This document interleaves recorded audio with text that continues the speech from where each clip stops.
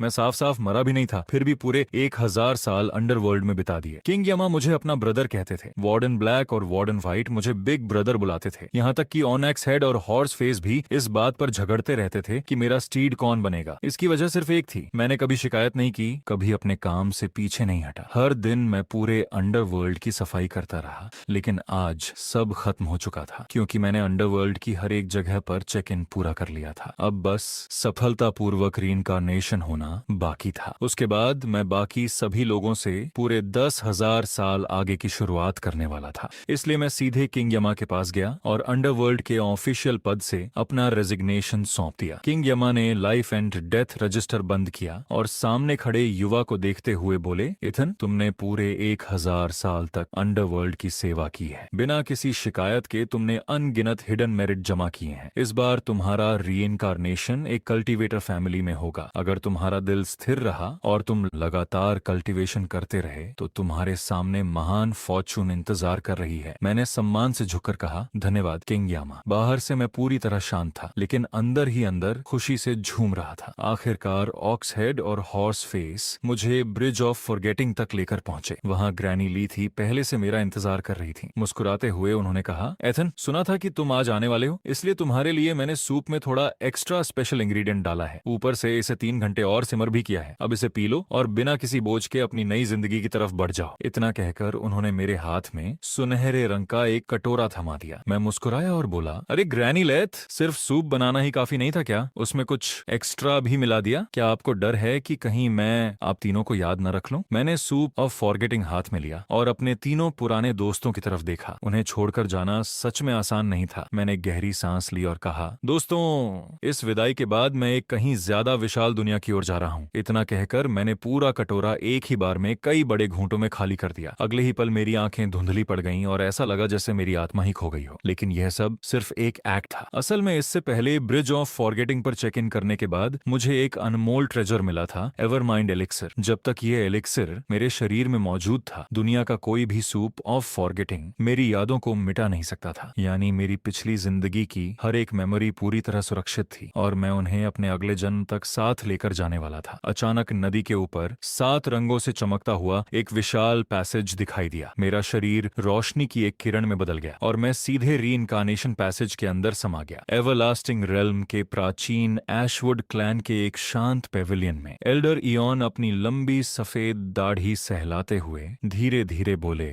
मैंने रात के आसमान का अध्ययन किया है, अपनी उंगलियों पर गणना भी कर ली है। हमारे एंसेस्ट्रल सोवेरेन अब दोबारा रिकॉग्निशिएशन लेने वाले हैं। यह सुनते ही गैरेथ एशवुड की आंखें आश्चर्य से फैल गईं। उसका पूरा शरीर उत्साह से कांप उठा। क्या क्या यह सच है? एशवुड क्लैन में पीढ़ियों से एक पुरानी लेजेंड चली आ रही थी। कहा जाता था कि बहुत समय पहले क्लैन की एक बेजोड़ जीनियस ने अपनी वर्ल्ड डिफाइंग टैलेंट के दम पर सोवेरेन रियलम की सबसे ऊंची चोटी तक पहुंचकर इतिहास रच दिया था। लेकिन किसी अज्ञात कारण से उस एम्प्रेस ने स्वयं रीइंकार्नेशन का मार्ग चुन लिया। भविष्यवाणी थी कि 100 जन्म पूरे होने के बाद वह फिर से एशवुड क्लैन में जन्म लेंगी। गैरेथ का मुंह खुला का खुला रह गया। उसकी आंखें मानो बाहर निकलने वाली थीं। तो एनसेंट्रल सोवेरेन मेरी पत्नी की कोख में रिकारनेट होने वाली हैं। यह सुनते ही उसका मन किया कि वह तुरंत अपनी पत्नी के कक्ष की ओर दौड़ पड़े। उसी समय एल्डर इयोनन भी धीरे धीरे खड़े हो गए। उन्होंने शांत स्वर में कहा, मैं भी तुम्हारे साथ चलता हूँ। उनके सामान्यतः दयालु चेहरे पर अचानक दोनों आंखों से सुनहरी रोशनी चमक उठी। इन बूढ़ी हड्डियों को भी काफी समय से हरकत की जरूरत थी और ठीक उसी समय मैं अपनी माँ की कोख के अंदर था। पहली बार जीवन का एहसास करते हुए मैं मन ही मन मुस्कुरा रहा था। अंडरवर्ल्ड में 1000 साल तक चेक इन करके जो अनगिनत ट्रेजर्स मैंने हासिल किए थे, उनकी वजह से मैं जन्म लेते ही बाकी सभी लोगों से हजारों साल आगे खड़ा था। अब मैं सोच रहा था, आखिर मैं कितना शक्तिशाली बनने वाला हूँ। लेकिन मैंने कभी यह उम्मीद नहीं की थी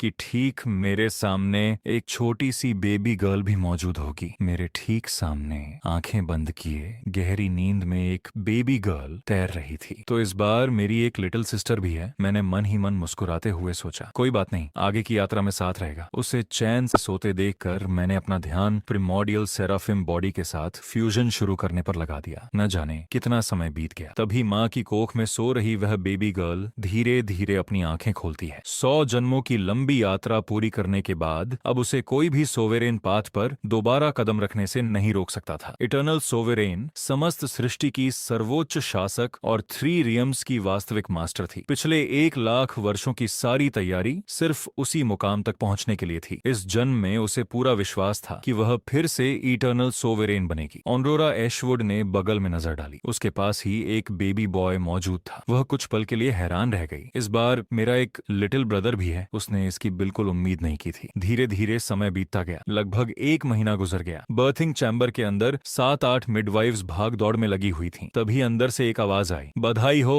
क्लैन लीडर, एक बेटी हुई है। दरवाजे के बाहर इंतजार कर रहे सभी लोगों ने राहत की सांस ली। वहां मौजूद लोगों में सिर्फ क्लैन लीडर और एल्डर ही जानते थे कि यह बच्ची वास्तव में एंसेस्ट्रल सोवेरेन का रीइंकार्नेशन है। बाकी सभी इस एक सामान्य जन्म समझ रहे थे। अचानक पूरे आसमान में कान फाड़ देने वाली गर्जना गूंज उठी। सुनहरे फॉर्च्यून क्लाउड्स पूरे आकाश में फैल गए। अगले ही पल पूरे क्षितिज जितनी विशाल एक दरार आसमान में खुल गई और उसके भीतर से अनंत वायलेट एनर्जी बाहर बहने लगी। जैसे ही वह वायलेट एनर्जी हवा में फैली, एशवुड क्लैन का हर सदस्य एक असीम दबाव महसूस करने लगा। जिनकी कल्चरेशन कमजोर थी, उनके लिए सांस लेना तक मुश्किल हो गया। उसी क्षण न्यूबॉर्न बेबी गर्ल सीधे छत को चीरते हुए आसमान में जा पहुंची और हवा में तैरते हुए उस प्रिमोर्डियल वायलेट रेडियंस को अपने भीतर समाने लगी। वहां मौजूद हर व्यक्ति साफ महसूस कर सकता था कि वायलेट एनर्जी उसके शरीर में समाते ही उसकी लाइफ फोर्स लगातार बढ़ती जा रही थी। कुछ ही पलों में उसकी शक्ति कई अनुभवी कल्टीवेटर से भी कहीं आगे निकल चुकी थी। यह दृश्य देखकर सभी लोग स्तब्ध रह गए। गैरेथ ने सिर उठाकर आसमान की ओर देखा। उसकी आंखों में अविश्वास साफ दिखाई दे रहा था। मैंने कभी नहीं सोचा था कि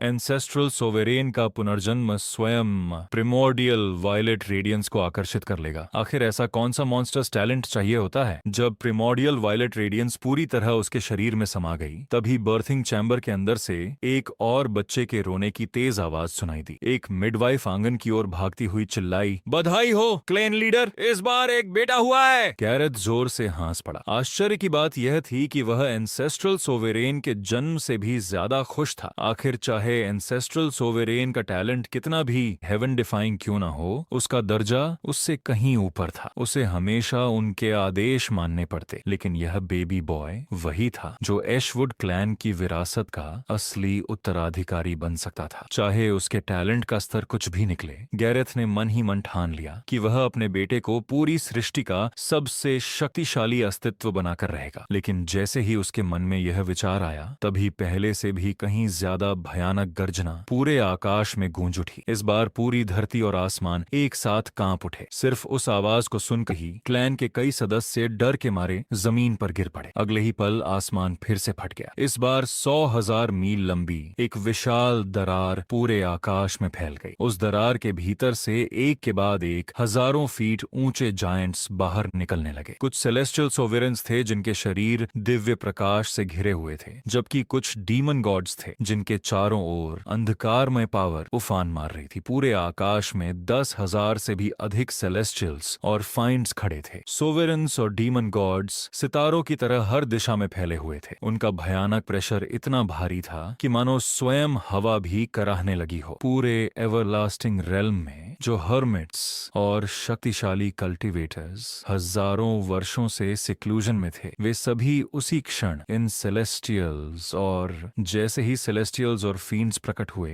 पूरे एवरलास्टिंग रेल्म के हर शक्तिशाली कल्टीवेटर को ऐसा महसूस हुआ जैसे उनकी सांसें रुक गई हों। एल्डर एओन ने कांपती हुई आंखों से आसमान की ओर देखा। उनके चेहरे पर पहली बार घबराहट साफ दिखाई दे रही थी। सेलेस्टियल्स और फींड्स दोनों एक साथ उतर रहे हैं क्या? सेलेस्टियल्स और फाइंड्स। लेकिन तभी एल्डर एओन का सिर अचानक बर्थिंग चेंबर की ओर घूम गया। उनके मन में एक डरावना विचार कौन था, या फिर एंसेस्ट्रल सॉवरेन का टैलेंट इतना हेवन डिफाइंग है कि स्वयं सेलेस्टियल्स और फाइंड्स भी उसे स्वीकार नहीं कर सकते? वह किसी भी तरह समझ नहीं पा रहे थे कि सेलेस्टियल्स और फाइंड्स आखिर यहाँ क्यों उतरे हैं। लेकिन जैसे ही उन्होंने कुछ देर पहले एंसेस्ट्रल सोवरेन के जन्म के बारे में सोचा, सारी बातें एक दूसरे से जुड़ती चली गईं। अगर उसका टैलेंट सचमुच हेवन की लॉज को चुनौती देता है, तो 3 रियम्स उसे कभी अस्तित्व में रहने नहीं देंगे। शायद सेलेस्टियल्स और फाइंड्स दोनों मिलकर उसे जन्म लेते ही समाप्त करने आए हैं। उसी समय एक और भीषण धमाका हुआ। बर्थिंग चैम्बर की पूरी छत पल भर में चकनाचूर हो गई। अगले ही पल बेबी बॉय सीधा छत को चीरते हुए आसमान में उठ गया और हवा में तैरने लगा। मैंने ऊपर देखा, मेरे सामने हजारों हजार सेलेस्टियल्स और फाइंड्स पूरे आकाश में खड़े थे। उन्हें देखकर मैं सिर्फ हल्का सा मुस्कुरा दिया, लेकिन उसी एक मुस्कान के साथ पूरा हेवन और अर्थ कांप उठा। अगले ही पल ऐसा दृश्य सामने आया जिसने सबकी सोच और समझ को हमेशा के लिए बदल दिया। आकाश में मौजूद हजारों हजार सेलेस्टियल्स और फीन्ड्स एक साथ झुक गए और फिर सभी ने बेबी बॉय के सामने घुटने टेक दिए। पूरा दृश्य इतना अविश्वसनीय था कि शब्द भी उसकी भव्यता को बयान नहीं कर सकते थे। 1 लाख मील तक फैले पूरे क्षेत्र में मौजूद हर व्यक्ति इस दृश्य का गवाह बना। एशवुड क्लैन के सभी सदस्य पत्थर की तरह जड़ हो गए। ये आखिर हो क्या रहा है? हजारों सेलेस्टियल्स और फाइंड्स इस न्यूबॉर्न बेबी के सामने घुटने क्यों टेक रहे हैं? ये कोई भ्रम नहीं है, ये असली सेलेस्टियल्स और फाइंड्स प्रोजेक्शंस हैं। क्या इस बच्चे का टैलेंट इतना भयानक है कि पूरे हेवंस के सेलेस्टियल्स और फाइंड्स भी इसके सामने सिर झुका रहे हैं? कोई भी इसकी कल्पना तक नहीं कर सकता था। आखिर ऐसा कौन सा टैलेंट होता है जो जन्म लेते ही सेलेस्टियल्स और फाइंड्स को नतमस्तक होने पर मजबूर कर दे? भले ही ये 10,000 सेलेस्टियल्स और फाइंड्स सिर्फ प्रोजेक्शंस थे, लेकिन उनका ऑरा बिल्कुल असली सेलेस्टियल्स और फाइंड्स जैसा था, अहंकारी, सर्वोच्च और किसी के आगे कभी न झुकने वाला। फिर भी आज वे सभी एक न्यूबॉर्न बेबी के सामने घुटनों के बल झुके हुए थे। सिर्फ यही दृश्य साबित करने के लिए काफी था कि इस बच्चे की ओरिजिन और टैलेंट सामान्य तो क्या, कल्पना से भी परे थे। यहाँ तक कि 8,000 साल से जीवित एल्डर एओनन का भी दिमाग मानो फटने वाला था। उनके भीतर ऐसा लगा जैसे कोई विस्फोट हो गया हो। वह इतने स्तब्ध थे कि लगभग वहीं बेहोश होकर गिर पड़ते। अपने जीवन के इतने विशाल अनुभव के बावजूद वह सिर्फ एक ही अनुमान लगा सके, इस बच्चे के पास कोई अनइमेजिनेबल और टेरिफाइंग फिजिक है, ऐसा अस्तित्व जिसके सामने सेलेस्टियल्स और फाइंड्स भी स्वेच्छा से झुक जाते हैं। सिर्फ इसी एक संकेत से वह समझ गए कि कुछ देर पहले जन्मी बेबी गर्ल और इस बेबी बॉय के बीच तुलना करना भी संभव नहीं था। कुछ ही मिनट पहले उन्हें लगा था कि बेबी गर्ल के जन्म का ओमेन ही 3 रियलम्स को हिला देने के लिए काफी है, लेकिन अब बेबी बॉय के जन्म के बाद उन्हें पहली बार समझ आया कि असली ऑन वे किसे कहते हैं। हजारों हजार सेलेस्टियल्स और फाइंड्स का एक साथ घुटने टेकना, उन्होंने ऐसा दृश्य न कभी देखा था, न कभी इसकी कल्पना की थी। उधर गैरेथ खुशी से लगभग पागल हो चुका था। वह जोर जोर से हंसते हुए बोला, हा हा हा, मेरा बेटा, इसमें तो एक सच्चे सोवेरेन की शान है। कमाल, सचमुच कमाल। वह हैरान कैसे ना होता। उसके दोनों बच्चों में से एक ने जन्म लेते ही प्रिमोर्डियल वायलेट रेडियंस को आकर्षित कर लिया था, जबकि दूसरे ने 10,000 सेलेस्टियल्स और फाइंड्स को अपने सामने घुटने टेकने पर मजबूर कर दिया। दोनों का टैलेंट स्वयं हेवन की लॉज को चुनौती दे रहा था। गैरेथ ने एल्डर एओनन की तरफ मुड़कर गंभीर आवाज में पूछा, एल्डर, क्या आपको पूरा यकीन है कि कहीं कोई गलती नहीं हुई? क्या ऐसा तो नहीं कि असली एंसेस्ट्रल सोवेरेन का रीइंकारनेशन यही बेबी बॉय है? अगर सिर्फ टैलेंट की बात करें तो ये लड़का उस लड़की से कहीं ज्यादा शक्तिशाली दिखाई देता है। अगर किसी को एंसेस्ट्रल तो उसे एंसेस्ट्रल सोवेरेन कहना कहीं ज्यादा आसान होता। गैरेथ की बात सुनकर एल्डर एओनन कुछ पल के लिए चुप रह गए। वह भी क्षण भर के लिए असमंजस में पड़ गए थे, लेकिन जल्द ही उन्होंने गहरी सांस लेकर जवाब दिया, कोई गलती नहीं हुई है। बेबी गर्ल ही असली एंसेस्ट्रल सोवेरेन का रीइंकारनेशन है, इसमें जरा भी भ्रम नहीं हो सकता। यह बात क्लैन रिकॉर्ड्स में साफ साफ दर्ज है। उन्होंने आगे कहा, एंसेस्ट्रल सोवेरेन एक महिला थी। पूरे 1 लाख साल पहले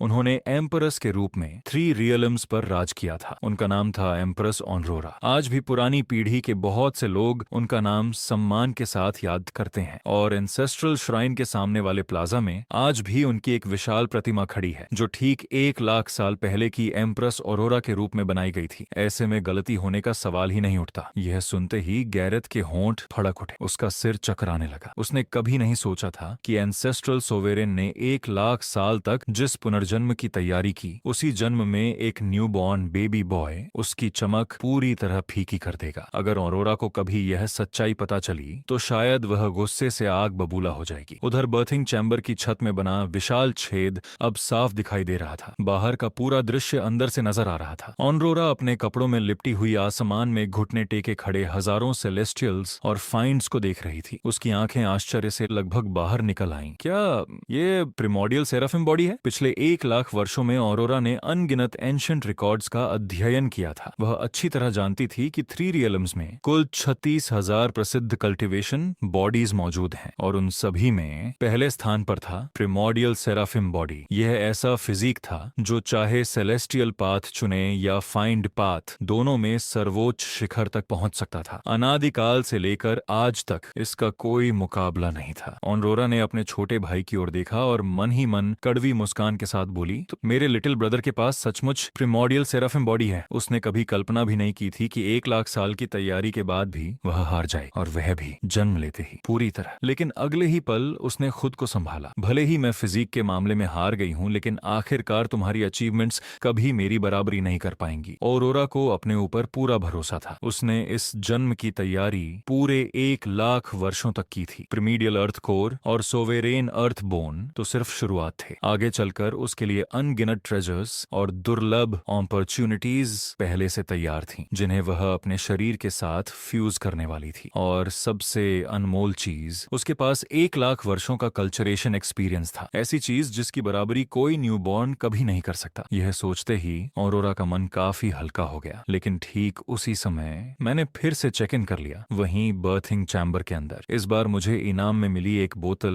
मिस्टिक एसेंस। चारों ओर कोई नहीं था। मैंने तुरंत जेड बॉटल को अपनी बाहों में लिया और बड़े बड़े घूंट भरकर पूरी मिस्टिक एसेंस पीना शुरू कर दिया। कुछ ही देर में पूरी बोतल खाली हो गई। मिस्टिक एसेंस पूरी तरह एब्जॉर्ब होने के बाद मैंने संतुष्टि की सांस ली। यह शरीर उसकी कल्पना से भी कहीं ज्यादा शक्तिशाली है। बोतल में मिस्टिक एसेंस की कुछ बूंदें अभी भी बची हुई थीं। मैंने अपनी लिटिल सिस्टर की ओर देखा, उंगली को बोतल में डुबोया और धीरे से उसकी छोटी सी जुबान पर लगा दिया। उसकी हल्की सी सिकुड़ी हुई भौहें तुरंत सीधी हो गईं। मिस्टिक एसेंस का असर होते ही वह पहले से भी ज्यादा गहरी और सुकून भरी नींद में सो गई। उसी समय बर्थिंग चैम्बर का दरवाजा खुला। एक पुरुष, एक महिला और सफेद भौहों वाले एक वृद्ध अंदर आए। वृद्ध ने गंभीर स्वर में कहा, एंसेस्ट्रल सोवेरेन ने जानबूझकर 9 सनस कन्वर्जेंस वाले दिन रीइंकार्नेशन चुना था। स्वाभाविक है कि वह ब्लेसिंग सेरेमनी के दौरान सबसे बड़ा फॉर्च्यून प्राप्त करना चाहती हैं। इसीलिए हमें एंसेस्ट्रल सोवेरेन की ब्लेसिंग पूरी करवानी होगी। इतना कहकर उन्होंने लगभग 3 फुट लंबा चौड़ा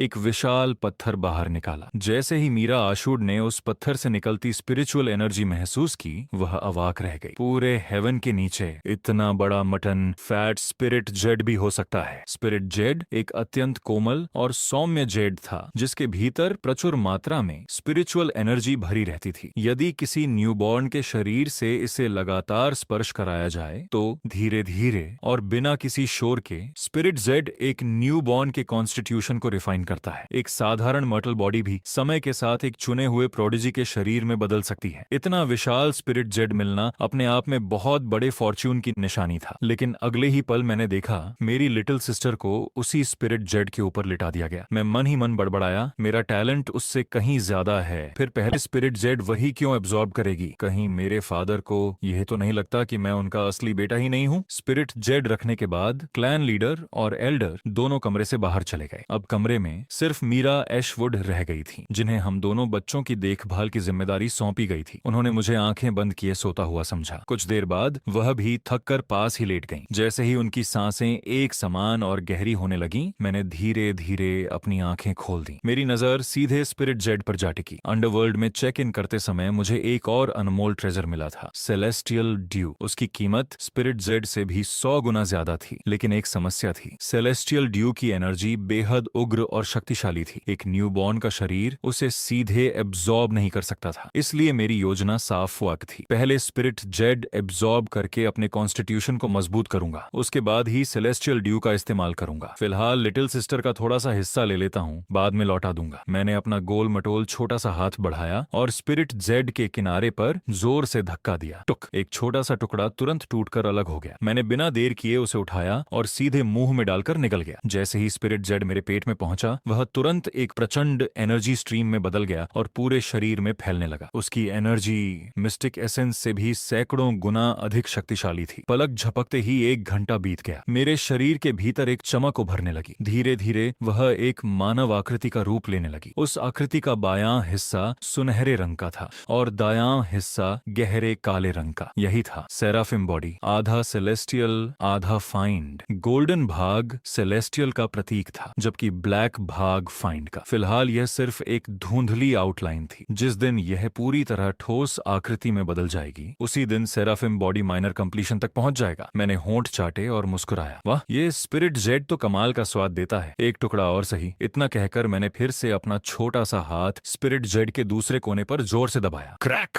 एक और टुकड़ा टूटकर अलग हो गया। उधर स्पिरिट जेड के ऊपर लेटी ऑरोरा बिल्कुल सही जगह पर थी। असल में यही वही सोवेरेन स्पिरिट जेड था जिसे उसने अपने पिछले जन्मों में स्वयं इकट्ठा किया था। जब से उसने 100 जन्मों की रीइंकार्नेशन योजना शुरू की थी, तभी से वह एक एक करके अनमोल ट्रेजर्स इकट्ठा कर रही थी। सेलेस्टियल स्टोन की मदद से वह उन ट्रेजर्स को मॉर्टल वर्ल्ड भेजती रही। साथ ही उसने क्लैन के लिए एक एंसेस्ट्रल डिक्री भी छोड़ा था, जिसमें अपने डिसेंडेंट्स को आदेश दिया था कि वे उसके लिए लगातार और ट्रेजर्स इकट्ठा करते रहें। यह सारी तैयारी सिर्फ आज के दिन के लिए थी। पूरे 1 लाख साल बाद जब उसके 100 जन्म आखिरकार एक साथ पूरे होने वाले थे। अब 9 सनस कन्वर्जेंस में सिर्फ 20 दिन बाकी थे। उससे पहले उसके प्रिमोर्डियल अर्थ कोर का माइनर कंप्लीटियन तक पहुंचना बेहद जरूरी था, तभी वह सोलर ब्लेसिंग प्राप्त कर सकती थी। 9 सनस कन्वर्जेंस हर 10,000 साल में सिर्फ एक बार प्रकट होता था। अगर वह इस अवसर को हासिल कर लेती तो अपने शरीर के भीतर एक सोलर एम्बर स्थापित कर सकती थी। समय के साथ वही सोलर एम्बर विकसित होकर एक सर्वोच्च इमॉर्टल फ्लेम बन जाता। सिर्फ इस एक अवसर के इंतजार में ऑरोरा ने पूरे 3000 वर्षों तक अपनी रिकार्नेशंस को सावधानी से योजनाबद्ध किया था। लेकिन तभी उसकी नजर मेरे छोटे से हाथ पर पड़ी। ये छोटा बदमाश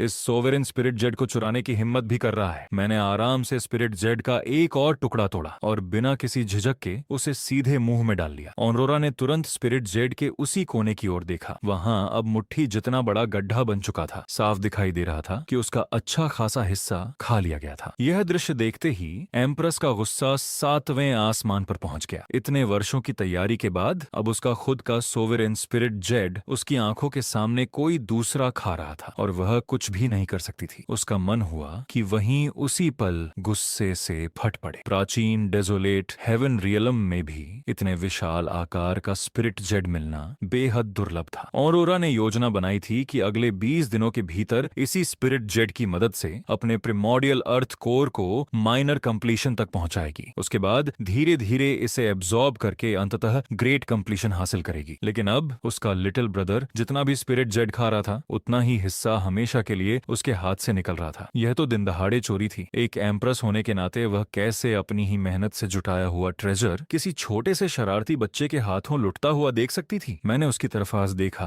और मन ही मन सोचा, क्या बात है, मेरी लिटिल सिस्टर इतनी गुस्से में क्यों दिख रही है? आखिर वह अभी सिर्फ एक न्यूबॉर्न थी। शरीर पूरी तरह विकसित भी नहीं हुआ था। चाहे उसका फिजिक कितना भी शक्तिशाली क्यों ना हो, अभी वह मेरे साथ कुछ कर भी नहीं सकती थी। ऑरोरा ने मुझे घूर कर देखा। उसकी आंखें साफ कह रही थीं, सुनो छोटे बदमाश, ये स्पिरिट जेड पूरा का पूरा मेरा है। इसे चुराने की कोशिश भी मत करना। इतना सोचकर उसने अपना छोटा सा हाथ स्पिरिट जेड के किनारे पर रखा, बड़ी मुश्किल से मूंगफली जितना एक छोटा टुकड़ा तोड़ा और सीधे मुंह में डाल लिया। यह देखकर मैं अंदर ही अंदर मुस्कुरा उठा। ओह, तुम मेरी लिटिल सिस्टर काफी होशियार है। मेरी नकल करके स्पिरिट जेड खाना सीख लिया। ठीक है, अब देखते हैं हम दोनों में कौन ज्यादा तेज खाता है। और बस वहीं से शुरू हो गई एक अनोखी कंपटीशन। एक न्यूबॉर्न बेबी बॉय और एक न्यूबॉर्न बेबी गर्ल दोनों पूरे जोश के साथ स्पिरिट जेड खाने की रेस में लग गए। एक टुकड़ा मैं खाता, एक टुकड़ा वह खाती। दोनों पूरे मजे लेकर स्पिरिट जेड खत्म करने में लगे थे। उसी समय मीरा की नींद खुल गई। उन्होंने अंगड़ाई ली और जैसे ही सामने का नजारा देखा, वह डर के मारे लगभग उछल पड़ी। हे भगवान, ये दोनों स्पिरिट जेड खा रहे हैं। हालांकि स्पिरिट जेड की एनर्जी बहुत जेंटल होती थी, लेकिन उसे सीधे निगल लेना फिर भी बेहद खतरनाक था। अगर उसके भीतर की एनर्जी अचानक फूट पड़ी तो मेरिडियंस बिखर सकते थे या फिर पूरा शरीर तक फट सकता था। लेकिन कुछ पल बाद उन्होंने गौर से दोनों बच्चों को देखा। न तो किसी को कोई नुकसान हुआ था, बल्कि दोनों के शरीर हर पल और भी ज्यादा शक्तिशाली होते जा रहे थे। तभी मीरा को एहसास हुआ कि उन्होंने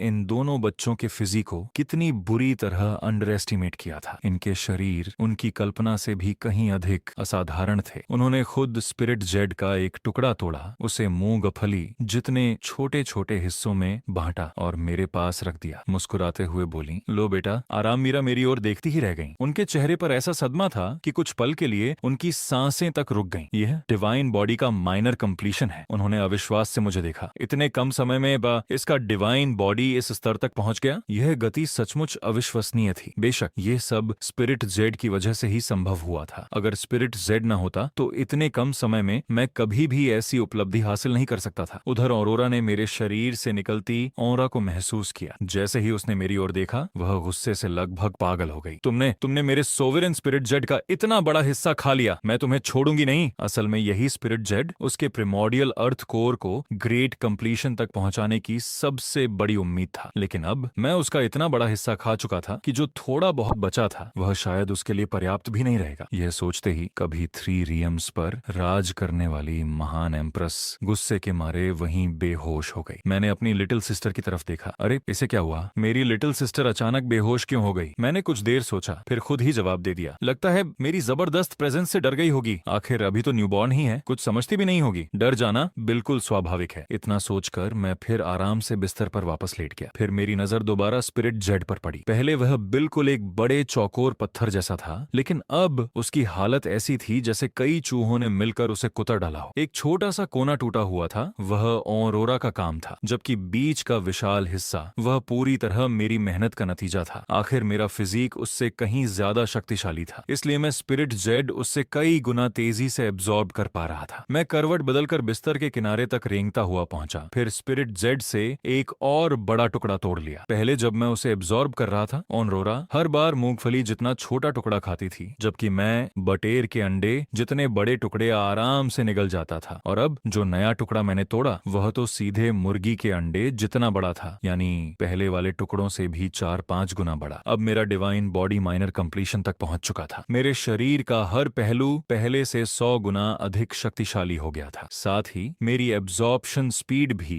कई गुना बढ़ चुकी थी। इतना बड़ा टुकड़ा एक साथ एब्जॉर्ब करना अब मेरे लिए बिल्कुल आसान था। मैंने उस बड़े टुकड़े को कई छोटे हिस्सों में तोड़ा और एक एक करके सब निकल गया। जैसे ही एक हिस्सा एब्जॉर्ब होता, मैं दूसरा बड़ा टुकड़ा तोड़ लेता, फिर उसे भी खा जाता। ऐसे ही लगातार एक के बाद एक स्पिरिट जेड मेरे पेट में जाता रहा। लेकिन मैं अपनी लिटिल सिस्टर को भूलने वाला नहीं था। हर बार अपने हिस्से के बाद मैं स्पिरिट जेड का एक छोटा सा टुकड़ा तोड़कर धीरे से उसके मुंह में भी डाल देता। मैं मुस्कुराते हुए बोला, शर्माओ मत लिटिल सिस्टर, चलो साथ साथ खाते हैं। जितना ज्यादा एब्जॉर्ब करोगी ब्लेसिंग उतनी ही बेहतर मिलेगी। तुम तो अभी सो रही हो, इसलिए मैं खुद ही तुम्हें खिला देता हूँ। बाद में मत कहना कि तुम्हारा बड़ा भाई तुम्हारा ख्याल नहीं रखता। दिन ढला, रात आई, फिर पूरी रात बीत गई और अगली सुबह तक मैं मजे मजे में अपना हिस्सा भी खाता रहा और अपनी लिटिल सिस्टर को भी खिलाता रहा। सुबह की पहली सुनहरी किरण खिड़की से होकर कमरे में आई और ऑरोरा के चेहरे पर पड़ी। उसने अपना छोटा सा हाथ आंखों पर रखा और धीरे धीरे आंखें खोल दी। मैं इस मुलायम बिस्तर पर कैसे आ गई? मैं तो स्पिरिट जेट के ऊपर लेटी हुई थी। फिर यहाँ कौन लाया? धीरे धीरे उसकी नजर साफ होने लगी। सबसे पहले उसने मेरे चेहरे की तरफ देखा। मैं अपने हाथ में कुछ पकड़े हुए था और आराम से उसे मुंह में डालकर खा रहा था। कुछ पल बाद उसकी नजर पूरी तरह साफ हो गई और अगले ही क्षण उसकी आंखें फैल गईं। ये तो मेरा स्पिरिट जेड है और इतना बड़ा टुकड़ा। उसने तुरंत मेरी तरफ से नजर हटाकर कमरे में देखा। स्पिरिट जेड तो वहीं रखा था, अब कहाँ गया? क्या किसी ने उसे हटा दिया या कहीं और रख दिया है? उसकी नजर पूरे कमरे में घूम गई, लेकिन स्पिरिट जेड का कहीं भी नामो निशान नहीं था। तभी मेरी एक नई हरकत ने उसका ध्यान फिर से अपनी ओर खींच लिया। उसने देखा मैं धीरे धीरे रेंगते हुए बिस्तर के किनारे पहुंचा, फिर झुककर अपना छोटा सा हाथ नीचे की ओर बढ़ाने लगा। मैंने अपना छोटा सा हाथ बिस्तर के नीचे बढ़ाया जैसे किसी चीज को टटोल रहा हूं। कुछ ही पल बाद मेरा हाथ वापस बाहर आया। जो हथेली अभी कुछ देर पहले खाली थी, अब उसमें स्पिरिट जेड का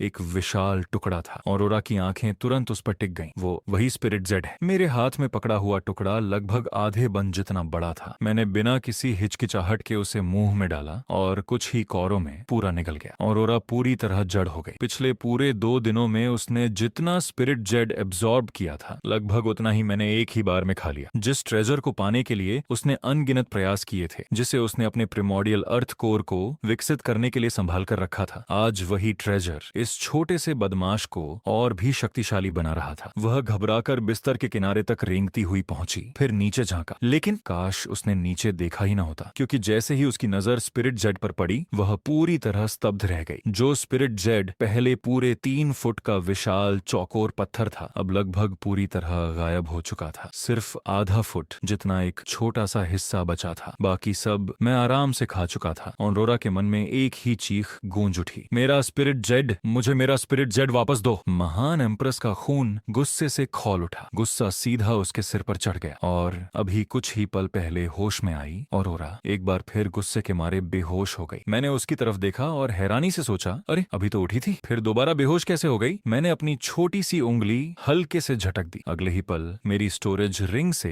एक जेड बॉटल बाहर आ गई। उसके भीतर था सेलेस्टियल ड्यू। यह हेवन एंड अर्थ की मूल एसेंस से जन्मा हुआ डिवाइन ड्यू था। न्यूबॉर्न बच्चों के लिए इसका नरिशिंग इफेक्ट स्पिरिट जेड से भी कई गुना गुना अधिक शक्तिशाली था। इसी वजह से इसे सीधे शुरुआत में इस्तेमाल नहीं किया जा सकता था। पहले शरीर को स्पिरिट जेड से मजबूत करना जरूरी था और यही कारण था कि पिछले कुछ दिनों से मैं अपनी लिटिल सिस्टर का स्पिरिट जेड उधार ले रहा था। असल तैयारी तो सेलेस्टियल ड्यू के लिए थी। मैंने जेड बॉटल का ढक्कन खोला, उंगली को हल्का सा उसके भीतर डुबोया, फिर उस पर लगी सेलेस्टियल ड्यू की कुछ बूंदें धीरे से अपनी लिटिल सिस्टर के होंठों पर लगा दी। मैं मुस्कुराकर बोला, लिटिल सिस्टर, ये सेलेस्टियल ड्यू कोई मामूली ट्रेजर नहीं है। इसकी कीमत उस पूरे स्पिरिट जेड से कहीं ज्यादा है जो मैंने इस्तेमाल किया, इसलिए तुम्हारा कोई नुकसान नहीं हुआ। जैसे ही सेलेस्टियल ड्यू उसके शरीर में समाई, बेहोश पड़ी ऑरोरा के चेहरे पर एक मीठी सी मुस्कान उभर आई, मानो वह कोई बेहद खूबसूरत सपना देख रही हो। उसके बाद मैंने भी सेलेस्टियल ड्यू पी लिया। नरम बिस्तर पर लेटते हुए मैंने आंखें बंद कर लीं। मेरे शरीर के भीतर प्रचंड एनर्जी उफान मारने लगी, लेकिन स्पिरिट जेड की वजह से मेरा फाउंडेशन पहले ही काफी मजबूत हो चुका था, इसलिए अब सेलेस्टियल ड्यू को एब्जॉर्ब करना पहले की तुलना में कहीं आसान था। काफी समय बीतने के बाद मेरे छोटे से शरीर से एक के बाद एक चकाचौंध कर देने वाली प्रकाश किरणें निकलने लगी। एक भयावह ऑरा सीधे 9 हेवन तक जा पहुंची। 9th हेवन के ऊपर एक हजारों फीट ऊंचा विशाल कोलोसस प्रकट हुआ। उसका सिर स्वर्ग को छू रहा था और उसके पैर अथाह गहराइयों में मजबूती से टिके हुए थे। वह मानो हेवन और अर्थ को जोड़ने वाला एक अनंत स्तंभ था, अचल, अडिग, अविनाशी। उस कोलोसस के शरीर के 2 अलग अलग रंग थे। बायां भाग सुनहरी सेलेस्टियल लाइट से चमक रहा था, जबकि दायां भाग अथाह अंधकार जैसी डेमोनिक ऑरा से घिरा हुआ था। उसका आकार इतना विशाल था कि 10,000 मील के भीतर मौजूद हर व्यक्ति उसे साफ देख सकता था। अनगिनत साधारण लोग घुटनों के बल गिर पड़े। उन्होंने श्रद्धा से अपने सिर झुका दिए। यहाँ तक कि कई शक्तिशाली कल्टीवेटर भी उस कोलोसस का ऑरा महसूस करते ही डर के मारे जमीन पर गिर पड़े। 1,00,000 पर्वतों की गहराइयों में फेट वॉच पैविलियन शांत खड़ा था। उसकी सबसे ऊंची मीनार पर फेट वॉच सीयर दूर आकाश में खड़े उस कोलोसस को गंभीर नजरों से देख रहे थे। कुछ देर बाद उन्होंने धीमे स्वर में कहा, एशवुड क्लैन में 2 डेस्टिनी स्टार्स जन्म ले चुके हैं। यह दुनिया अब एक ऐसे महान अपहेवल की ओर बढ़ रही है जो पूरे 3 रियम्स को हमेशा के लिए बदल देगा। उन्होंने अपने शिष्य की ओर देखा और कहा, मास्टर, आपने कहा था कि एशवुड क्लैन में एक डेस्टिनी स्टार जन्मा है, लेकिन यहाँ तो 2 हैं। यह सुनते ही युवा शिष्या की आंखें आश्चर्य से फैल गईं। डेस्टिनी स्टार का जन्म अपने आप में अत्यंत दुर्लभ घटना थी। इसका अर्थ था कि उस व्यक्ति को हेवन द्वारा असाधारण फॉर्च्यून प्राप्त है, और यहाँ एक नहीं, पूरे 2 डेस्टिनी स्टार्स एक साथ प्रकट हुए थे। यह इस बात का स्पष्ट संकेत था कि एशवुड क्लैन का भाग्य अब स्वयं हेवन की सीमाओं को भी चुनौती देने वाला है। फेट वॉच सीयर ने धीरे से सिर हिलाया। आकाश में 2 डेस्टिनी स्टार्स एक दूसरे की प्रतिध्वनि बनकर चमक रहे हैं। अब एशवुड क्लैन के उत्थान को रोक पाना शायद किसी के बस की बात नहीं। उसी समय प्राचीन कोरविन क्लैन के एक फॉरबिडन पेविलियन के भीतर कई वर्षों से गहरे सिक्लूजन में बैठे एक वृद्ध ने धीरे धीरे अपनी आंखें खोली। अगर बाहरी दुनिया को पता चल जाता कि कॉरवेन क्लैन के यह एल्डर अभी भी जीवित हैं, तो पूरा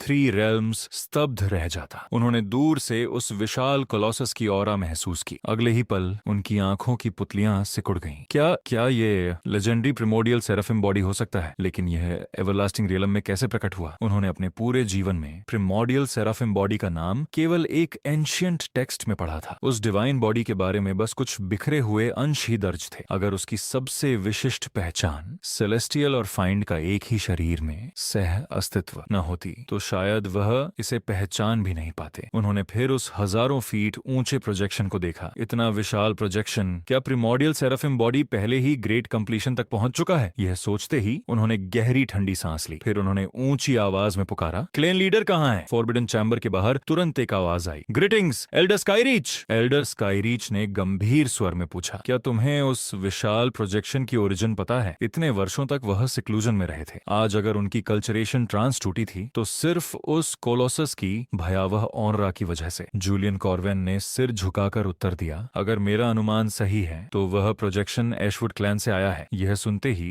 एल्डर स्काईरीच की भौहें सिकुड़ गईं। मैं तो केवल 100 वर्षों के लिए सिक्लूजन में गया था और इतने कम समय में एशवुड क्लैन ने ऐसा अस्तित्व पैदा कर दिया। अगर यह सचमुच ग्रेट कंप्लीशन डिवाइन बॉडी है तो अब शायद पूरी दुनिया में कोई भी इसे रोक नहीं पाएगा। Great completion? यह शब्द सुनते ही जूलियन कॉर्वेन ने अचानक सिर उठा लिया। उसकी आंखें आश्चर्य से लगभग बाहर निकल आईं। क्या आप कहना चाहते हैं कि वह डिवाइन बॉडी पहले ही ग्रेट कंप्लीशन तक पहुंच चुका है? ये कैसे संभव है? उसने कोलोसस को अपनी आंखों से देखा था, लेकिन उसके प्रकट होने का वास्तविक कारण उसे बिल्कुल नहीं नहीं पता था। एल्डर स्काईरीच कुछ क्षण चुप रहे। उन्हें यह बात स्वीकार करना अच्छा नहीं लग रहा था, लेकिन सच बदल नहीं सकता था। जूलियन के चेहरे पर एक के बाद एक कई भाव उभरने लगे, मानो उसने अभी अभी कोई असंभव चमत्कार देख लिया हो। उसने धीमे स्वर में कहा, कुछ ही समय पहले एशवुड क्लैन में 2 बच्चों का जन्म हुआ है। उनमें से बेबी बॉय के जन्म के समय हजारों सेलेस्टियल्स और फाइंड्स उसके सामने घुटनों के बल झुक गए थे, और सिर्फ 15 दिनों के भीतर उसका डिवाइन बॉडी पहले ही ग्रेट कंप्लीशन तक पहुंच गया। ऐसा टैलेंट सचमुच डराने वाला है। Divine body heaven and earth द्वारा मान्यता प्राप्त सबसे शक्तिशाली फिजिक माना जाता था। हर डिवाइन बॉडी अपने साथ असाधारण कल्चरेशन टैलेंट लेकर आता था। डिवाइन बॉडी के 2 मुख्य चरण होते थे, माइनर कंप्लीशन और ग्रेट कंप्लीशन। हर नया चरण पार करने पर व्यक्ति का टैलेंट कई दर्जन, कई 100 गुना, यहाँ तक कि कुछ विशेष डिवाइन बॉडीज में हजारों और दसियों हजार गुना तक बढ़ जाता था। और प्रीमोडियल सेराफिम बॉडी वैसे ही पहले से सबसे भयावह डिवाइन बॉडी माना जाता था। अब जबकि वह ग्रेट कंप्लीशन तक पहुंच चुका था,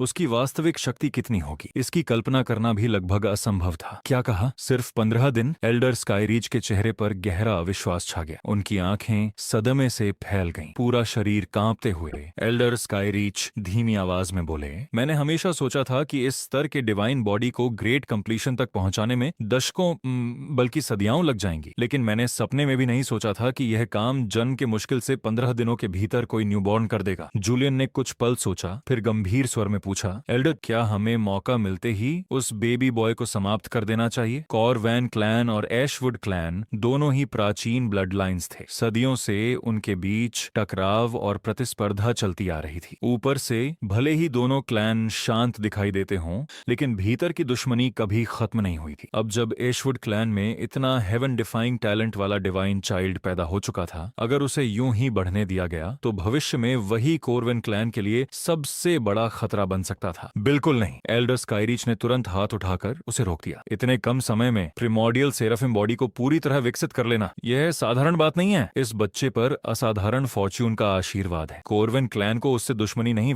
का बल्कि दोस्ती करनी चाहिए। जूलियन यह सुनकर हैरान रह गया। उसने कभी नहीं सोचा था कि एल्डर एक न्यूबॉर्न बच्चे को इतनी ऊंची नजर से देखेंगे, लेकिन एल्डर का फैसला हो चुका था। अगर दोस्ती ही करनी है तो अब समय आ गया था कि कॉरवेन क्लैन और एशवुड क्लैन अपने रिश्ते बेहतर बनाएं और भविष्य में एलाइज बन जाएं। उधर कई दिनों बाद गैरेथ आखिरकार एशवुड क्लैन वापस लौटा। रास्ते भर उसका मूड काफी अच्छा था, लेकिन जैसे ही उसने आसमान में खड़े उस विशाल कोलोसस को देखा, उसका चेहरा हैरानी से बदल गया। अगले ही पल वह रोशनी की एक किरण बनकर अपने कॉर्टयार्ड की ओर तेजी से उड़ गया। वहां पहुंचकर उसने देखा एल्डर इयोनन पहले से ही आंगन में खड़े थे। वह सिर उठाकर उसी कोलोसस को ध्यान से देख रहे थे। गैरेथ घबराकर बोला, एल्डर, आखिर यहाँ हुआ क्या है? एल्डर इयोन ने शांत स्वर में उत्तर दिया, अगर मेरा अनुमान सही है तो प्रिमोडियल सेराफिम बॉडी अब ग्रेट कंप्लीशन तक पहुंच चुका है। यह सुनते ही गैरेथ का गला सूख गया। क्या ग्रेट कंप्लीशन? लेकिन अभी तो कुछ ही दिन हुए हैं, इतनी जल्दी ये कैसे संभव है? उसे विश्वास ही नहीं हो रहा था। वह सिर्फ 5 दिनों से भी कम समय के लिए फॉरबिडन ग्राउंड्स गया था और वापस लौटने तक उसके बेटे का डिवाइन बॉडी पहले ही ग्रेट कंप्लीशन तक पहुंच चुका था। ऐसी कल्चरेशन स्पीड वाकई अविश्वसनीय थी। एल्डरिन ने बर्थिंग चैम्बर की ओर देखा और बोले, चलो तुम्हारी पत्नी के कमरे में चलते हैं, शायद वहां हमें इसका जवाब मिल जाए। गैरेथ तुरंत आगे बढ़ा और कमरे का दरवाजा खोल दिया। अंदर प्रवेश करते ही उसकी नजर सबसे पहले मुझ पर पड़ी। मैं आराम से बिस्तर पर बैठा हुआ था। दूसरी नजर में उसने ऑरोरा को भी बिस्तर पर लेटे देखा, लेकिन अगले ही पल उसकी नजर कमरे के एक कोने में पड़ी और वह वहीं का वहीं जम गया। जो विशाल चौकोर मटन फैट स्पिरिट जेड पहले पूरे 3 फुट का था, अब सिकुड़कर मुश्किल से आधा फुट रह गया था। यानी उसका लगभग 90% हिस्सा गायब हो चुका था। बस यही एक दृश्य पूरी सच्चाई समझने के लिए काफी था। गैरेथ का दिमाग मानो फटने वाला था। अपने बेटे का डिवाइन बॉडी ग्रेट कंप्लीशन तक पहुंचना निस्संदेह बेहद खुशी की बात थी। अगर उसने पूरा स्पिरिट जेड भी खा लिया होता तो भी गैरेथ को कोई अफसोस नहीं होता, लेकिन वह स्पिरिट जेड असल में एंसेस्ट्रल सोवेरेन का था। अपने बेटे को उसका इतना बड़ा हिस्सा खा लेने देना, यही बात गैरेथ के दिल में डर पैदा कर रही थी। उसे सबसे ज्यादा इसी बात का भय था कि अगर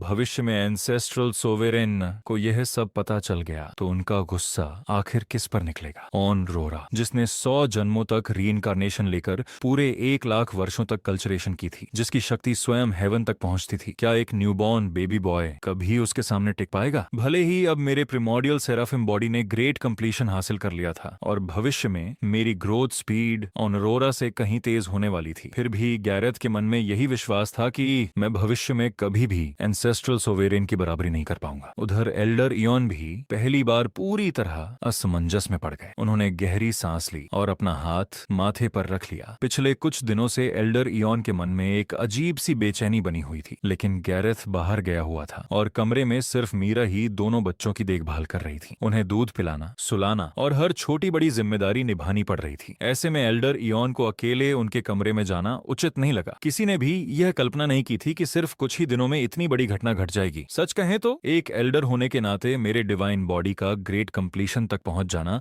उनके लिए बेहद खुशी की बात थी। लेकिन अब सबसे बड़ी समस्या यह थी कि इस पूरे मामले की सफाई एंसेस्ट्रल सॉवरेन को कैसे दी जाएगी। गैरेथ तेज कदमों से बिस्तर के पास पहुंचा और दोनों हाथों से मीरा के कंधे पकड़ लिए। मीरा, बच्चे मटन फैट स्पिरिट जेड खा रहे थे, तुमने उन्हें रोका क्यों नहीं? उसे सीधे निगलना बहुत खतरनाक था। अगर उसकी एनर्जी उनके शरीर में फट जाती तो उनके शरीर पूरी तरह नष्ट हो सकते थे। मीरा घबराकर पसीने से भीग गईं, हकलाते हुए बोली, मैंने देखा था कि ईथन उसे खाने के बाद बिल्कुल ठीक था, इसलिए मैंने उन्हें नहीं रोका। अब जब उन्होंने पीछे मुड़कर सोचा तो डर ने सचमुच उन्हें घेर लिया। अगर बच्चों को कुछ हो जाता तो वह कभी खुद को माफ नहीं कर पाती। गैरेथ ने गहरी सांस छोड़ी। तुमने बहुत लापरवाही की। स्पिरिट जेड दोनों बच्चों के लिए था। अगर ईथन लगभग पूरा स्पिरिट जेड खा जाएगा तो ऑरोरा के हिस्से में क्या बचेगा? मीरा ने धीरे से जवाब दिया। ऑरोरा ने भी स्पिरिट जेड खाया था, बस ईथन की तुलना में बहुत धीरे, इसीलिए ज्यादातर हिस्सा ईथन ने एब्जॉर्ब कर लिया। मीरा को इसमें कोई बड़ी समस्या दिखाई नहीं देती थी। आखिर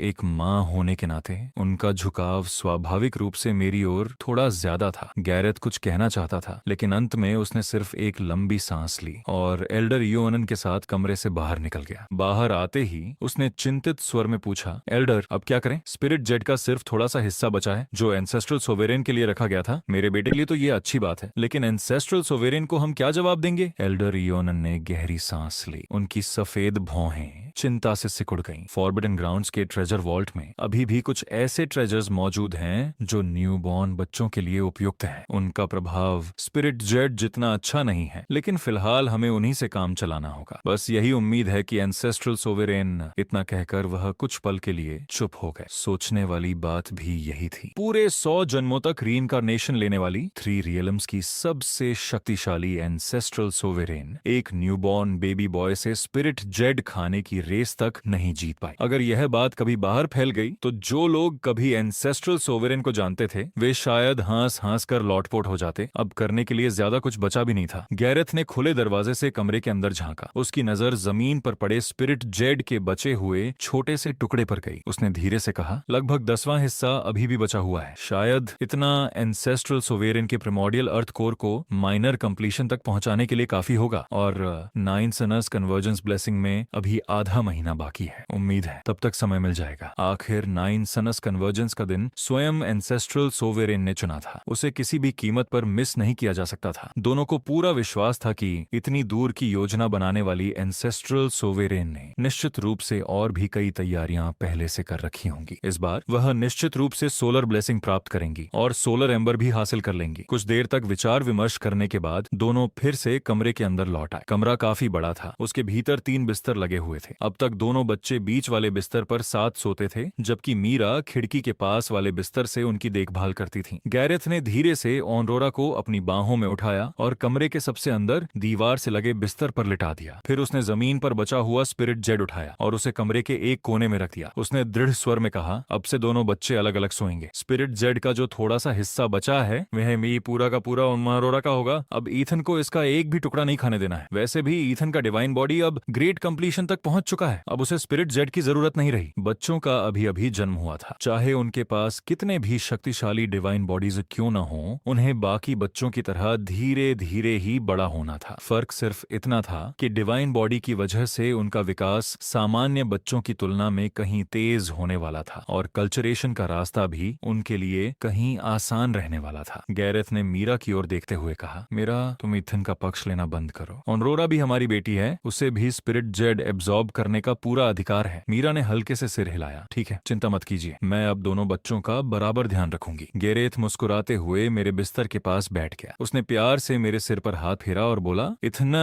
अब से अपनी लिटिल सिस्टर की चीजें चुराना बंद कर देना, अच्छे बच्चे बनो, समझे? मेरे मुंह से बिना सोचे समझे एक शब्द निकल गया, ओके। बस इतना सुनते ही गैरेथ के पूरे शरीर के रोंगटे खड़े हो गए। उसने तुरंत अपना कान छुआ। उसे लगा शायद उसने गलत सुन लिया। आखिर एक सामान्य बच्चा लगभग 1 साल की उम्र के बाद ही बोलना शुरू करता है, और तब भी सबसे पहले पापा या मामा जैसे आसान शब्द ही बोल पाता है। लेकिन मैं अभी मुश्किल से 15 दिन का था और साफ साफ ओके बोल चुका था। गैरेथ ने धीरे धीरे गर्दन घुमाकर मीरा की तरफ देखा। वह भी मेरी तरह स्तब्ध खड़ी थी। गैरेथ हकलाते हुए बोला, क्या मैंने सच में इथन को ओके कहते सुना? मीरा ने धीरे से जवाब दिया, नहीं, मैंने भी वही सुना है। अपने बेटे को बोलते सुनकर मीरा का दिल जोर से धड़क उठा। आमतौर पर बच्चे धीरे धीरे दुनिया को समझना शुरू करते हैं, फिर सही गलत पहचानते हैं, उसके बाद बोलना सीखते हैं। लेकिन अगर इथन अब भी से उनकी बातें समझ रहा था तो वह सचमुच एक असाधारण प्रोडीजी था। उधर मेरे दिल की धड़कन एक पल के लिए रुक गई। पीठ पर ठंडा पसीना निकल आया। ओह नहीं, मैं लगभग अपनी असली पहचान उजागर कर बैठा था। अंडरवर्ल्ड चेक इन सिस्टम मेरा सबसे बड़ा सीक्रेट था, और पिछले जन्म की सारी यादें भी। अगर किसी को इन दोनों बातों का पता चल गया तो मेरे लिए मुसीबत ही मुसीबत खड़ी हो जाएगी। अभी मैं बहुत छोटा था, अपने आप को बचाने की ताकत भी नहीं थी, इसलिए सावधानी ही मेरी सबसे बड़ी ढाल थी। उधर गैरेथ खुद ही मन को समझाने लगा। शायद पहले इथेन बोल नहीं सकता था, लेकिन डिवाइन बॉडी के ग्रेट कंप्लीशन के बाद उसका विकास बहुत तेज हो गया होगा, इसीलिए शायद वह अब बोल पा रहा है। यह सोचकर उसने मुझे फिर परखना शुरू किया। इथेन, क्या तुम मेरी बात समझते हो? पापा बोलो, या तुम्हें दूध चाहिए? उसने कई बार कोशिश की, लेकिन इस बार मैंने कोई प्रतिक्रिया नहीं दी। बस मासूम सी मुस्कान लिए उसे देखता रहा। आखिर गैरेथ ने सिर हिलाया। लगता है अभी जो शब्द निकला था वह सिर्फ असल एक संयोग था। इथेन अभी सच में बोल नहीं सकता। उसने और कोशिश करना बेकार समझा। उस रात आसमान में पूरा गोल चांद चमक रहा था। बर्थिंग चैम्बर के भीतर मुट्ठी जितना बड़ा एक ल्यूमिनस पर्ल हल्की रोशनी बिखेर रहा था। पूरा कमरा शांत और उजाले से भरा हुआ था। रात की ठंडी हवा चल रही थी। मीरा की सांसें एकदम स्थिर थीं। वह गहरी नींद में सो चुकी थी। उसी समय औरोरा की आंखें खुली। अभी कुछ देर पहले वह एक बेहद सुंदर सपना देख रही थी। सपने में उसने डिवाइन ड्यू पिया था, लेकिन अब जागने के बाद उसे महसूस हुआ कि उसका शरीर सचमुच पहले से कहीं ज्यादा शक्तिशाली हो चुका है। यह शक्ति स्पिरिट जेड से मिलने वाली शक्ति से भी कहीं अधिक थी। औरोरा हैरान रह गई। यह क्या हो रहा है? क्या उस छोटे बदमाश ने मेरे बेहोश होने पर मुझे सच में कोई अनमोल ट्रेजर खिला दिया था? लेकिन अगले ही पल उसने सिर हिलाया। नहीं, ऐसा कैसे हो सकता है? उसने चारों ओर देखा। अब वह अपने अलग बिस्तर पर अकेली लेटी हुई थी। वह शरारती लिटिल ब्रैट यानी मैं उससे लगभग 10 फीट दूर दूसरे बिस्तर पर था। यह देखकर उसके मन को थोड़ी राहत मिली। उसने मन ही मन कहा, अब देखती हूँ इस बार मेरा स्पिरिट जेड कैसे चुराते हो। अब से मैं अपने ही बिस्तर पर बैठकर उसे एब्जॉर्ब करूंगी। तुम चाहकर भी उसे नहीं छू पाओगे। आखिर एक न्यू बॉर्न बच्चे को चलना सीखने में कम से कम 1 साल तो लग ही जाता है। ऑनरोरा का शरीर अभी पूरी तरह विकसित भी नहीं हुआ था। उसके और मेरे बीच रखे ये 2 अलग अलग बिस्तर मानो एक ऐसी गहरी खाई बन चुके थे जिसे इस समय हम दोनों में से कोई भी पार नहीं कर सकता था। अब दोनों बिस्तरों के बीच इतनी दूरी थी कि ऑनरोरा पूरी तरह निश्चिंत हो गई। अब उसे अपने स्पिरिट जेड के चोरी होने की कोई चिंता नहीं थी। उसने स्पिरिट जेड का एक छोटा सा टुकड़ा तोड़ा, फिर उसे मेरी तरफ हिलाते हुए विजयी मुस्कान दी, मानो जानबूझकर मुझे चिढ़ा रही हो। इसके बाद उसने आराम से वह टुकड़ा अपने मुंह में डाल लिया और बड़े संतोष के साथ उसे निकल गई। ऑरोरा ने मन ही मन फैसला किया, अब से इस छोटे बदमाश को अच्छी तरह सबक सिखाना पड़ेगा। उधर मैंने अपना सिर घुमाया और देखा कि माँ गहरी नींद में सो चुकी थी। मैं धीरे धीरे बिस्तर के किनारे की ओर रेंगने लगा। ऑनरोरा ने यह सब देखा, लेकिन उसे जरा भी चिंता नहीं हुई। उसे पूरा भरोसा था कि मैं अगले ही पल बिस्तर से नीचे गिर जाऊंगा। तभी धप हल्की सी आवाज पूरे कमरे में गूंज उठी। ऑरोरा वहीं की वहीं जम गई। उसने अविश्वास से देखा। मैं अपने बिस्तर से खुद बैठा, फिर आराम से नीचे कूदा और मुस्कुराते हुए उसकी तरफ चलने लगा। वह मुस्कान ऑनरोरा ने अपनी पूरी जिंदगी में कभी इतनी डरावनी मुस्कान नहीं देखी थी। उसे लगा मानो कोई दुहा स्वप्न उसकी ओर बढ़ रहा हो। क्या ये कैसे संभव है? ये अभी से चल कैसे रहा है? उसका दिमाग पूरी तरह सुन्न पड़ गया, मानो 10,000 मक्खियां एक साथ उसके सिर के अंदर भिन भिना रही हो। उसकी सोचने की क्षमता लगभग जवाब दे चुकी थी। मेरे शरीर में प्रिमोडियल अर्थ कोर और सोवेरेन अर्थ बोन दोनों अर्थ टीयर ट्रेजर्स पहले से ही फ्यूज्ड थे, और यही प्रिमोडियल सेराफिम बॉडी की असली भयावह शक्ति थी। ऑनरोरा उसी पल समझ गई, वह हार चुकी है, और सिर्फ हारी ही नहीं, पूरी तरह हार चुकी है। एक पल के लिए तो उसे लगा शायद 100 जन्मों तक की उसकी सारी रीइंकार्नेशन ही व्यर्थ थी। मैंने बिस्तर का किनारा पकड़कर आराम से ऊपर चढ़ाई की और तभी मुझे पहली बार एहसास हुआ कि अब मैं अपने पैरों पर खड़ा भी हो सकता हूँ, चल भी सकता हूँ और हल्की सी छलांग भी लगा सकता हूँ। ये सब प्रिमोर्डियल सेराफिम बॉडी के ग्रेट कंप्लीशन की वजह से संभव हुआ था। ग्रेट कंप्लीशन ने मेरे शरीर के विकास को इतना तेज कर दिया था कि अब मैं सामान्य न्यूबॉर्न बच्चों से बहुत आगे निकल चुका था। मैं मन ही मन मुस्कुराया तो पिताजी को लगा था कि हमें अलग अलग सुलाने से मुझे रोका जा सकेगा। मैं आराम से कमरे के कोने तक गया, स्पिरिट जेड का एक और टुकड़ा तोड़ा और उसे मुंह में डाल लिया। स्पिरिट जेड शरीर में पहुंचते ही विशाल एनर्जी में बदल गया जो पूरे शरीर में फैलने लगी। लेकिन इस बार मुझे एक बड़ा फर्क महसूस हुआ। पहले जब भी मैं स्पिरिट जेड अब्सॉर्ब करता था उसकी एनर्जी समुद्र की ऊंची लहरों की तरह मेरी मेरिडियंस में दौड़ जाती थी, लेकिन अब वही एनर्जी मेरे शरीर में प्रवेश करते ही एकदम शांत हो गई, मानो भयंकर सुनामी एक छोटी सी शांत धारा में बदल गई हो। मेरी मेरिडियंस पर उसका जरा सा भी दबाव नहीं पड़ा। असल में स्पिरिट जेड की एनर्जी कमजोर नहीं हुई थी, बल्कि मेरा शरीर इतना शक्तिशाली हो चुका था कि वह उस पूरी एनर्जी को आसानी से नियंत्रित कर सकता था। अब मेरी मेरिडियंस विशाल नहरों जैसी बन चुकी थी जो किसी भी उग्र ऊर्जा को बिना किसी कठिनाई के संभाल सकती थी। डिवाइन बॉडी के ग्रेट कंप्लीशन के बाद स्पिरिट जेड का असर मुझ पर लगभग समाप्त हो चुका था। अब चाहे मैं कितना भी स्पिरिट जेड एब्सॉर्ब करूं कोई खास फर्क नहीं पड़ने वाला था। मैंने मन ही मन सोचा, लगता है अब स्पिरिट जेड मेरे किसी काम का नहीं रहा तो बाकी हिस्सा मेरी लिटिल सिस्टर के लिए ही छोड़ देता हूँ। मैंने स्पिरिट जेड का एक बड़ा टुकड़ा तोड़ा, उसे मुंह के सामने लाकर ऐसा अभिनय किया मानो पूरा का पूरा निगलने वाला हूँ। फिर मैंने ऑन अरोरा की तरफ देखकर शरारती अंदाज में आंख मारी। यह दृश्य देखते ही ऑन अरोरा का दिल पूरी तरह टूट गया। उसकी आंखों में आंसू भर आए। वे आंसू धीरे धीरे पलकों के किनारों तक पहुंच गए। वह मन ही मन चिल्लाई, इस सोवेरेन ने 100 जन्मों तक न जाने कितनी कठिनाइयां झेलकर यह स्पिरिट जेड हासिल किया था और तुम छोटे बदमाश पूरा का पूरा स्पिरिट जेड खा गए। क्या तुम्हें जरा भी अंदाजा है 100 जन्मों तक रीइंकार्नेशन लेना कितना कठिन होता है? जितना ज्यादा वह इसके बारे में सोचती गई उतना ही उसके दिल का दुहक बढ़ता गया और आखिरकार उसकी आंखों से आंसू बहने लगे।